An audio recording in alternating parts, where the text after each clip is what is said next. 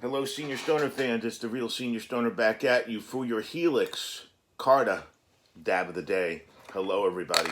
Today is Tuesday. Today's a big topic because it's about big stuff. Today I want to talk about what I call lifequakes. Lifequakes. Normal people would call them transitions, would call them rites of passage, things like that. But unfortunately, these days, and for many of us, they're lifequakes. How do you come out of these things tells everyone, tells you especially, who you are. These are not things for the light of heart, but we need to discuss them. Here we go. Death of a loved one, death of a close friend. How do you deal with that? You actually have to compartmentalize it so you can go on about your business. Very difficult. I've dealt with it recently over the last 5 or 7 years, unfortunately a number of times. Horrible. One of the worst, if not the worst, lifequake that can happen to you. But you must stand tall for the family and friends that you do have remaining when these things occur. And we talk about it, even in these horrible situations, circular living.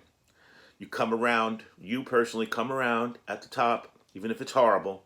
And when you cross over, there's hope and there's opportunity. How about loss of your home? Bankruptcy. Loss of your job. They're all three tied together because it's happening out there in America today to millions of people. Many of us on this channel. How do we deal with it? How do we put our pants on, our shoes on, our socks or stockings on, 1 foot at a time when those types of things are confronting us? Well, pardon me, here's how I look at it. It's easier to fix the roof when the sun is shining. I was talking to somebody about that when I was walking sugar today, my neighbor, and he agreed with me, talking about generators.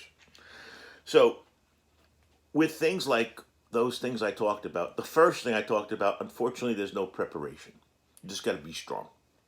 But those three things I just spoke about, bankruptcy, loss of a home, and loss of a job, they're very, very terrible things and they affect your life dramatically. But what about being prepared? What about saying to yourself, early on in your career, what's the worst thing that can happen? Lose my job. What's the worst thing that can happen? Lose my house. What's the worst thing to happen? Lose my job, lose my house, become bankrupt. Guess what? You're still alive. You'll still find care. You'll be okay. The challenge here is how do you come through either one of those things? Loss of a home. God forbid, let's say you had a fire. Let's say there was something like that. Okay? It's a tremendous upset to the personal safety zone. Well, let's say you lost it for a different reason. Let's say you lost your job and you're going to feel like a loss. You're going to feel like a low person. You're going to feel like you failed. Well, guess what? You didn't fail. You had nothing to do with what happened with the disease around, if that's what the cause is. You didn't do a thing. So stand tall in your saddle. You're still the same person you were. Okay? What about if you go bankrupt, if you get bankrupt? Well, unfortunately, it's a terrible feeling, but the reality of it is there are systems in place to help people today in America with financial issues. Please, I pray I'm right. So these three things are horrible. Horrible. But you can make it through. The first one's part of nature, and you're going to make it through. Well, I think what's happening, we're learning. We talk about circular living. I think linear living is going to be over. I think the linear living is going to be replaced by what I've talked about circular living, because you can never get ahead of things anymore. There's always going to be stuff happening. There are things that they're going to pull the rug out in front of you, without you even knowing it. You have no control. You can't outrun yourself. That's linear living. You're trying to keep ahead of it. You can't. Circular living allows us to keep redoing it to keep having another opportunity. And you have to look at it this way for these things we're talking about, lifequakes. You got to look at the time. Did a lifequake occur years after the last one? Did it occur months after the last one? Did it occur weeks after the last one? Or did it occur days after the last one? Or even minutes after the last one? I guess what I'm trying to say is you need to evaluate really how harsh the situation you are in. And time may be a good way to evaluate it. Because with these types of lifequakes, the ones that last and have lasting impressions and effects are the ones we need to take care of first. Think about it.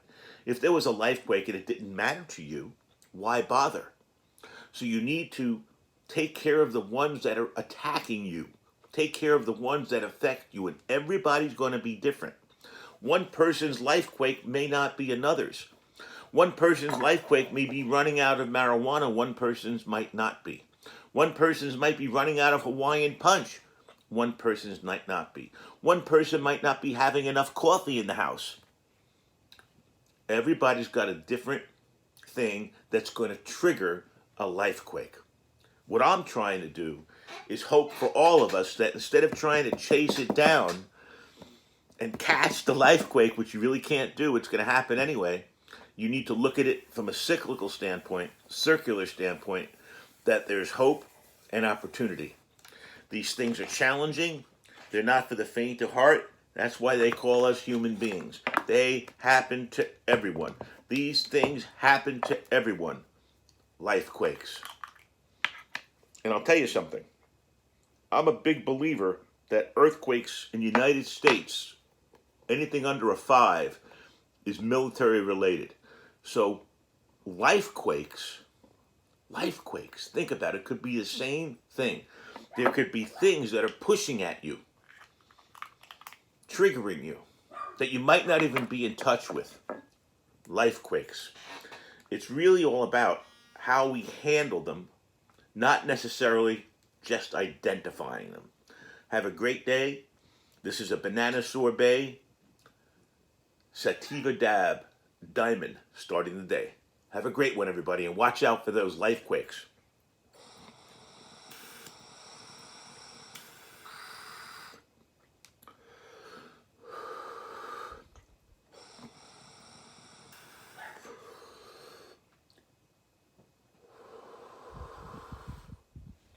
Delicious sativa dab. Hope I catch a big one today at the pond. Cheers, everybody. And watch out for those lifequakes.